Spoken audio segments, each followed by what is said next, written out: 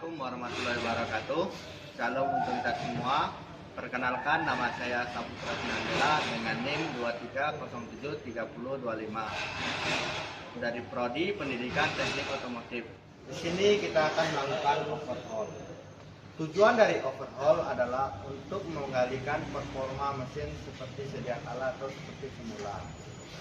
Lalu ciri-ciri mesin yang di overhaul adalah mengeluarkan asap putih dari knalpot, poros engkol yang tidak bisa diputar, atau mesin ngejek. Jadi alat yang dibutuhkan untuk overhaul adalah toolset, kunci momen, kain lap, baskom, dan alat ukur yang digunakan adalah multimeter, jangka sorong, mikrometer, dial indikator, filler gauge. Belum melakukan pembongkaran, sebaiknya kita membuang terlebih dahulu air radiator dan olinya. Setelah olinya terbuang dan air radiatornya terbuang, kita lakukan pelepasan radiator dan selang-selang radiator. Lalu kita melepaskan kipas, lalu kita melepaskan pambel, melepaskan kabel tengah tinggi ke koil dan ke busi-busi.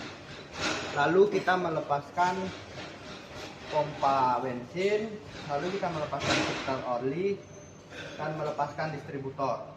Kita pindah ke atas, lalu kita membuka penutup kepala silinder, lalu kita membuka karburator, lalu kita membuka exhaust. Sebelum membuka exhaust, kita membuka knalpot terlebih dahulu, lalu kita membuka alternatornya, lalu kita membuka motor starter, lalu membuka transmisinya. Setelah melepas transmisi, kita melepas flywheelnya. Setelah melepas flywheelnya, lalu kita melepaskan head cylinder. Setelah melepas head cylinder, lalu kita melepaskan mesin tersebut dari deksternya, kita pindahkan ke meja kerja. Setelah mesin di meja kerja, kita membuka karternya atau bak olinya. Lalu kita membuka, di dalam sini ada saringan oli. Lalu kita buka benda tersebut. Lalu kita melepas piston dari poros engkol, lalu kita keluarkan dari blok silinder. Lalu kita melepaskan poros engkol dan poros knobnya.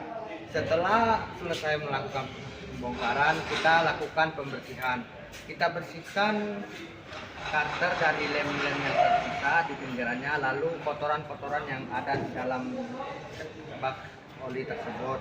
Lalu kita membersihkan blok silinder dari kotoran-kotoran dan kepala silinder menggunakan kuas dan bensin, dan komponen-komponen lainnya pada mesin yang harus dibersihkan kita bersihkan.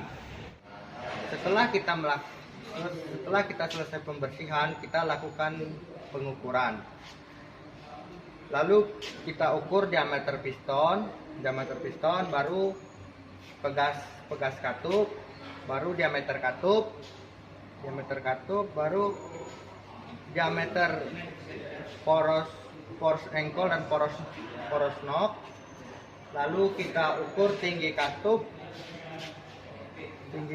lalu kita ukur itu margin katup. Lalu kita lakukan pengukuran pin jurnal dan main jurnal silinder, dan kita lakukan pengukuran diameter blok silinder dan mengecekkan kerataan head silinder dan blok silinder. Setelah hasil pengukuran telah didapatkan, lalu kita masuk tahap pemasangan. Untuk pemasangan komponen mesin, itu kebalikan dari pembongkaran komponen mesin. Lalu gunakan lem dan oli di bagian-bagian yang diperlukan, seperti untuk lem digunakan di bagian karter dan blok silinder.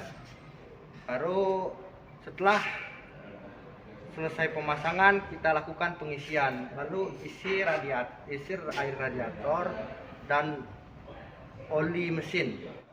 Setelah mesin terpasang dan sudah diisi oli dan air radiator, jadi dapat disimpulkan bahwa pegas